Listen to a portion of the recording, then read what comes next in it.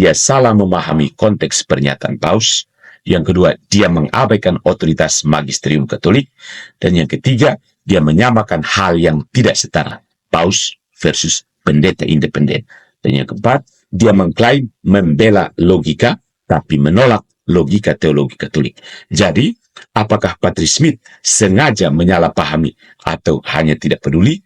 Apapun alasannya, kritiknya terhadap Paus Fransiskus tidak berdiri di atas kebenaran, melainkan di atas karikatur yang ia ciptakan sendiri.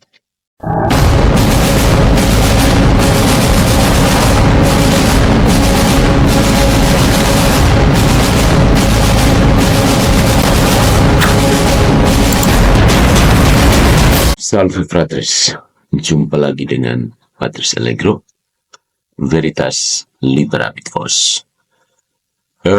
Pada kesempatan kali ini saya mau mengajak kita semua untuk membahas bagaimana trik Protestan untuk menyerang gereja Katolik dengan teknik yang halus dan subtil, mencoba untuk memperhalus pernyataan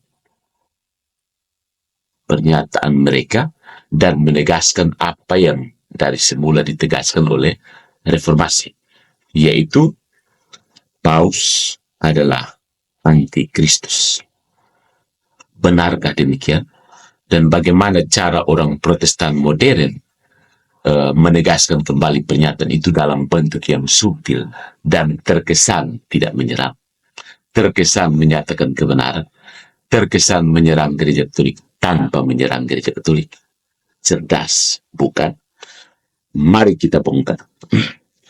Video terakhir dari seorang pendeta Protestan yang bernama Patrice Smith berusaha untuk menyamakan Paus Fransiskus dengan seorang pendeta random yang muncul di sosial media untuk kemudian menegaskan bahwa gereja Katolik salah.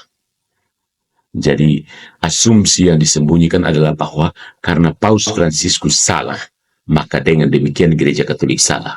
Karena gereja Katolik salah, maka otomatis Protestan benar. Betulkah demikian? Saya mengajak kita pada kesempatan ini untuk mengulik-ulik argumen dari pendeta Patrice Smith dan menunjukkan bahwa ada kesengajaan untuk menyerang gereja Katolik dengan cara yang licik. Mari kita bahas. Jadi saya beri judul Patrice Smith, sang ahli penyederhanaan yang gemar menabur kesalahpahaman. Jadi sungguh mengagumkan Patrice Smith, sang pemikir logis yang begitu piawai menguliti pluralisme, ternyata justru terjebak dalam kubangan kesalahpahamannya sendiri.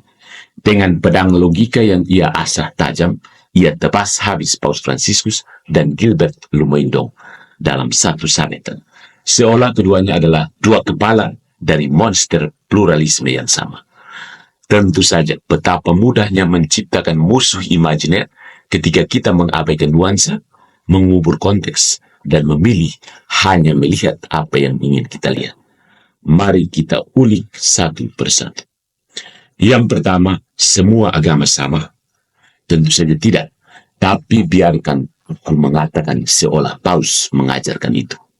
Patrice Smith dengan gagah berani mengutip sepenggal pernyataan Paus Fransiskus tentang semua agama adalah jalan menuju Tuhan, lalu voila, langsung mencapnya sebagai pluralis radikal. Padahal gereja Katolik sejak Konsili Vatikan II hingga Dominus Yesus tahun 2000 telah berulang kali menegaskan bahwa Kristus adalah satu-satunya juru selamat dan gereja Katolik memiliki kepenuhan sarana keselamatan, serta rahmat Allah bisa bekerja di luar batas gereja yang kelihatan, tapi tetap melalui Kristus. Tapi buat apa repot-repot baca dokumen resmi kalau kita bisa mengambil satu kalimat Paus, melepaskannya dari magisterium, lalu dijadikan bahan kritik? Jenius. Poin yang kedua, Gilbert Lumoindong dan Paus Fransiskus sama saja, keduanya pluralis. Inilah mahakarya penyamarataan Patrice Smith. Gilbert Lumoindong, seorang pendeta yang bercanda tentang daging babi masih enak, sebagai alasan tidak pindah agama. disetarakan dengan Paus Fransiskus, pemimpin 1,3 miliar umat Katolik yang berbicara dalam kerangka teologi inklusivisme Katolik. Logikanya, jika seorang YouTuber berkata, bumi mungkin datar, dan seorang profesor fisika berkata, ada kompleksitas dalam model bumi, maka menurut Patrice Smith, keduanya sama-sama penyebar teori bumi datar. Sungguh analisis yang brilian. Yang ketiga, aku hanya peduli pada logika, tapi hanya logika yang hukum. Patrice Smith mengklaim dirinya hanya mengikuti logika dasar, tapi dia mengabaikan logika teologi Katolik yang sudah berabad-abad dirumuskan. Dia menolak membedakan antara relativisme Gilbert dan inklusivisme Paus. Dia pura-pura tidak tahu bahwa gereja Katolik selalu menolak pluralisme radikal. Konsistensi tidak penting, nuansa terlalu rumit. Yang penting, kritik harus terdengar tajam, meski dengan mengorbankan akurasi. Yang keempat, mengapa memahami ketika bisa menyalahpahami? Jika Patrice Smith benar-benar peduli pada kebenaran, dia mungkin akan pertama membaca Dominus Yesus sebelum menyamakan Paus dengan pendeta random. Yang kedua, memahami perbedaan antara dialog antar agama dan penyangkalan iman. Lalu yang ketiga, tidak menjadikan Paus sebagai manusia jerami untuk dikritik seenaknya. Tapi buat apa? Lebih mudah menciptakan musuh imajiner daripada berdebat dengan posisi gereja yang sebenarnya. So, tanggapan Patrice Smith adalah kritik sekedar untuk mencari sensasi. Ya. Video terbaru dari Patrice Smith tentang penyamaan Paus Fransiskus dan Gilbert Lumoindong adalah kritik yang cacat bagi seorang pencari sensasi. Ya.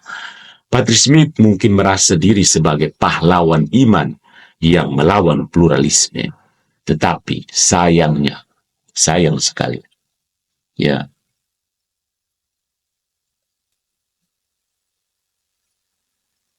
dia justru terjebak dalam kesalahpahaman yang dia sendiri kritik. Dan kritiknya terhadap Katolik didasarkan pada karikatur, bukan ajaran resmi. Dengan menyamakan Paus Fransiskus dan Gilbert Lumoindong, dia membuktikan bahwa yang ia lawan bukanlah pluralisme, tapi bayangannya sendiri. Jadi, selamat Patrice Smith. Anda telah sukses mengalahkan argumen yang tidak pernah diajarkan gereja Katolik.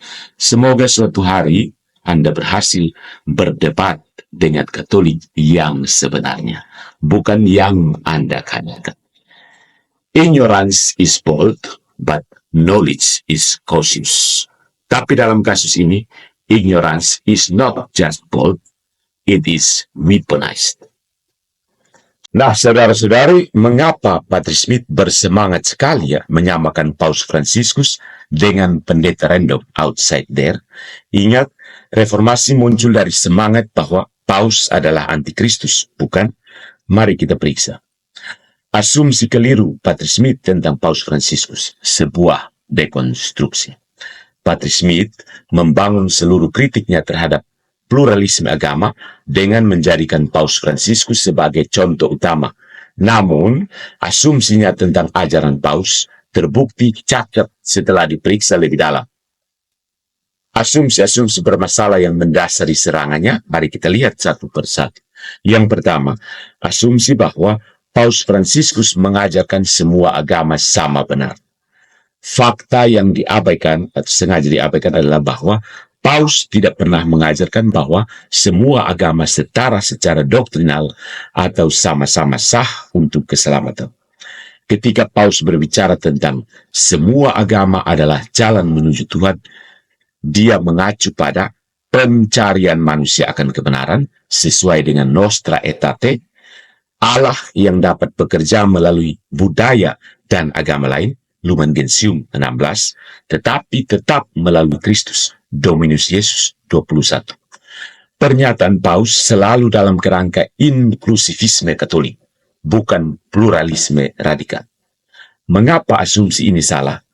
Patrice Smith mengutip Paus tanpa konteks magisterium, lalu menyimpulkannya sebagai penyangkalan kebenaran Kristen.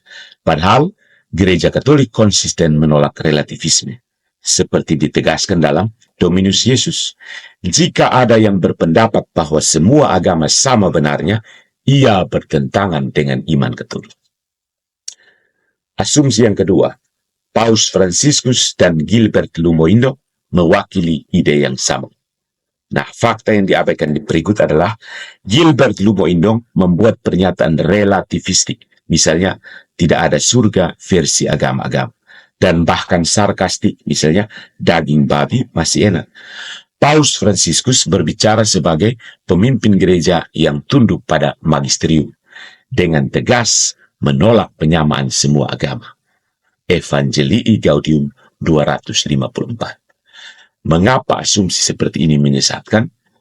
Menyamakan otoritas Paus dengan pendeta independen yang kontroversial adalah strawman fallacy, membuat argumen lawan tampak lebih lemah daripada yang sebenarnya. Bukti ketidaktahuan tentang hierarki dan doktrin Katolik. Asumsi yang berikutnya lagi, Paus Fransiskus tidak peduli pada eksklusivitas Kristus. Fakta yang diabaikan adalah Paus Fransiskus repeatedly menegaskan keunikan Kristus. Misalnya, hanya dalam nama Yesus ada keselamatan. Dalam homili tahun 2014. Gereja tidak boleh berkompromi dengan kebenaran. Amoris Laetitia 303. Jadi, mengapa asumsi ini tidak jujur? Patrice Smith memilih hanya mengutip bagian yang mendukung narasinya, sengaja mengabaikan ratusan pernyataan Paus yang menegaskan iman Katolik. Asumsi yang berikutnya, pluralisme Paus Fransiskus sama dengan penghancuran makna keselamatan. Ada fakta yang diabaikan di sini.